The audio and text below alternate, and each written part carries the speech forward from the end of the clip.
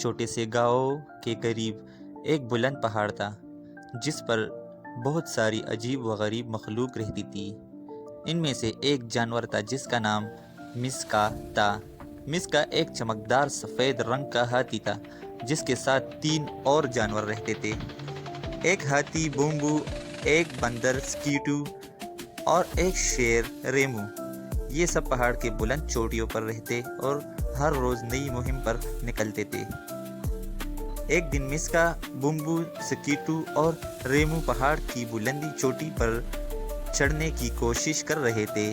پہاڑ کی چوٹیاں بہت زیادہ بلند اور دشوار گزار تھی، لیکن ان سب کا حوصلہ بلند تھا۔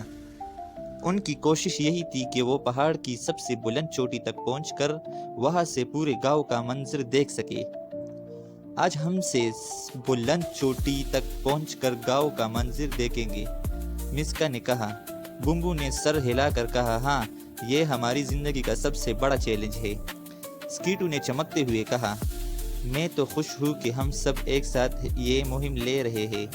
ریمو نے کوئی آواز میں کہا، ہم سب مل کر یہ پہاڑ فتح کریں گے۔ پہاڑ کی چڑھائی شروع ہوئی اور ساتھ ہی مشکلات بھی بڑھ گئی۔ پہاڑ کی سطح پر پتھر نے فوراً اس کی مدد کی اور اسے کھڑا کر لیا۔ یاد رکھو سکیٹو، ہم سب کا ساتھ ہونا ضروری ہے، بومبو نے کہا۔ چند گھنٹوں کی چڑھائی کے بعد ان کا سامنا ایک بڑی دریا سے ہوا جو پہاڑ کے نیچے یہ رہا تھا۔ مسکا نے کہا، ہمیں اس دریا کو عبور کرنا ہوگا تاکہ آگے بڑھ سکے۔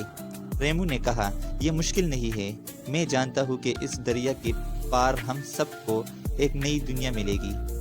انہوں نے دریا کو پار کرنے کے لیے اپنے ذہانت کا استعمال کیا اور چل کر دوسرے کنارے تک پہنچ سکے۔ ایک کے بعد ایک سب جانور اس درخت دریا کے پار پہنچ گئے۔ دریا پار کرنے کے بعد وہ ایک خوبصورت وادی میں پہنچ گئے۔ یہاں کی ہوا تازہ تھی اور زمین ہری بھری تھی۔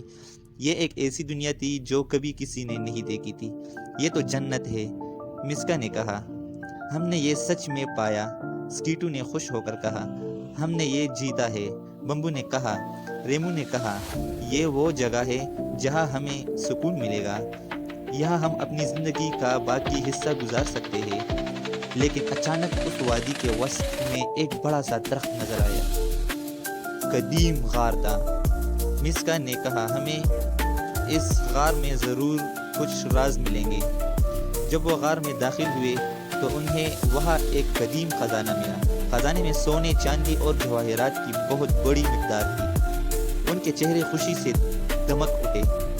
یہ خزانہ ہمیں کسی طرح مل گیا، سکیٹو نے حیرانی سے کہا۔ ریمو نے کہا، یہ تو ایک اشارہ ہے، شاید ہمیں اپنی زندگی کا مقصد تلاش کرنے کے لیے یہاں آنا تھا۔ بومبو نے کہا، لیکن ہمیں یہ خزانہ گاؤں کے لوگوں کے ساتھ بانٹنا چاہیے تاکہ سب کی زندگی بدل سکے۔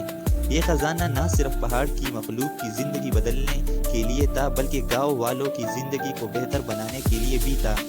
جب مسکا، بومبو، سکیٹو اور ریمو گاؤں واپس پہنچے اور خزانہ گاؤں کے لوگوں کے ساتھ بانٹا تو سب نے ان کا شکر گزار ہو کر ان کی ہمت کی تعریف کی۔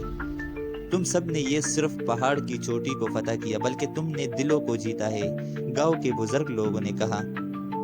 اس کے بعد مسکا، بومبو، سکیٹو اور ریمو نے سیکھا کہ اصل خزانہ وہ نہیں جو زمین میں دفن ہوتا ہے بلکہ وہ رشتہ ہے جو ایک دوسرے سے جڑتا ہے۔ انہوں نے فیصلہ کیا کہ وہ ہمیشہ مل کر رہیں گے، ایک دوسرے کی مدد کریں گے اور زندگی کی حقیقت کو سمجھیں گے۔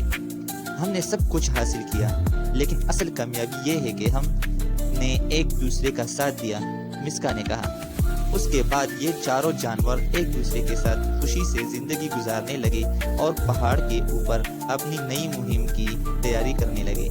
گائس، اگر آپ کو ہماری یہ ویڈیو پسند آ گئی ہے تو ہمارے چینل کو سبسکرائب کریں اور ویڈیو کو لائک کریں اور زیادہ سے زیادہ شیئر کریں اور زبردست قسم کا کمنٹ کریں گائس۔